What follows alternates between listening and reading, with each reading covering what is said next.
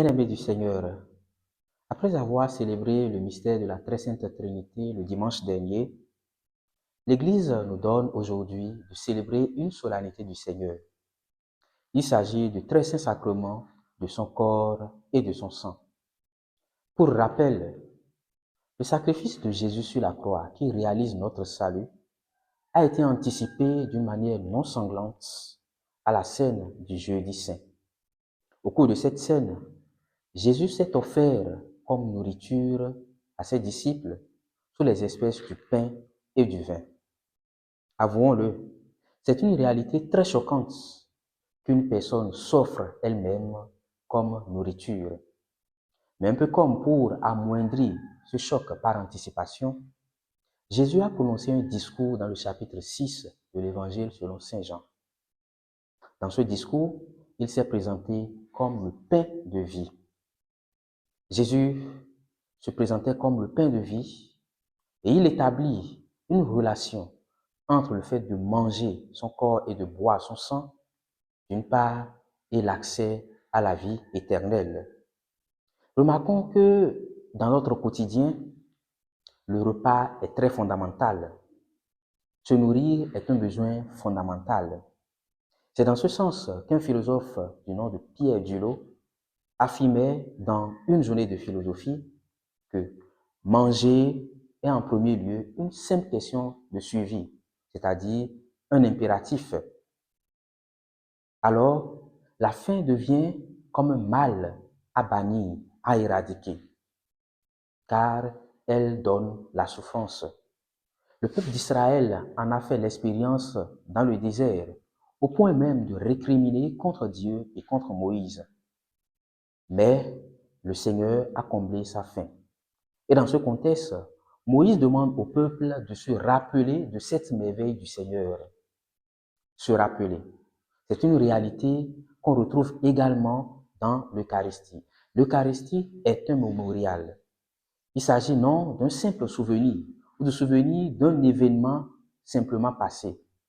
Il s'agit d'un acte qui rend présent pour nous les effets et les grâces du salut que le Christ a assumé pour nous, par son sacrifice, bien sûr. Et saint Thomas l'affirme si bien, aucun sacrement ne produit des effets plus salutaires que l'Eucharistie.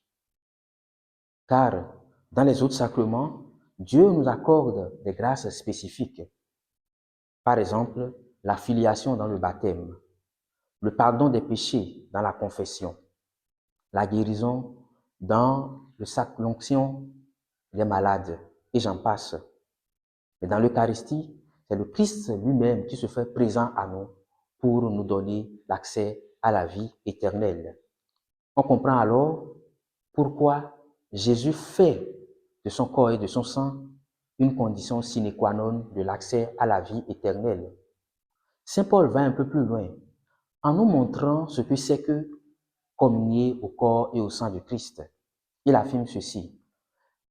La coupe que nous bénissons n'est-elle pas communion au sang du Christ? Le pain que nous rompons n'est-il pas communion au corps du Christ?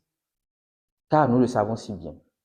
Si le fait de consommer un repas offert à une divinité nous met en communion avec cette divinité, combien plus le fait de manger le corps du Christ et de boire son sang ne nous mettrait-il pas en communion, c'est-à-dire en relation intime avec le Christ lui-même? Chers frères et sœurs, cette solennité nous invite à beaucoup de choses. La première des choses, c'est d'abord réaliser en nous le manque qui nous habite, c'est-à-dire la faim spirituelle qui nous fait désirer le corps et le sang du Christ. La deuxième chose, chers frères et sœurs en Christ, c'est qu'il faut réaliser le caractère indispensable de l'Eucharistie pour avoir part à la vie éternelle. Car celui qui ne communie pas au Christ sur cette terre, tel qu'il s'est laissé lui-même, ne peut prétendre hériter de la vie éternelle avec lui. La troisième chose qui découle des deux premières réalités abordées, c'est qu'aujourd'hui, nous courons tellement pour ne pas manquer de quoi manger.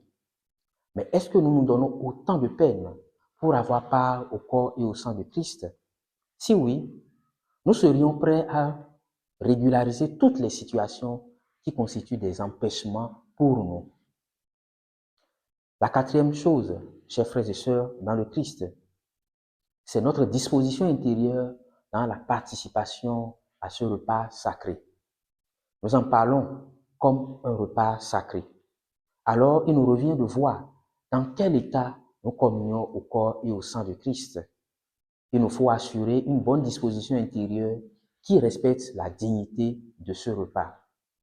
Et la dernière chose, c'est notre attitude en face du très saint sacrement, puisque nous parlons de la présence réelle.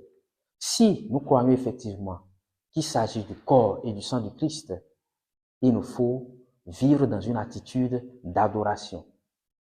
À chaque moment de messe, à chaque moment d'adoration. Alors que le Seigneur nous en donne la grâce maintenant et à jamais. Amen. Pour toi, Seigneur, le chant de notre cœur, tu es le Christ, l'agneau.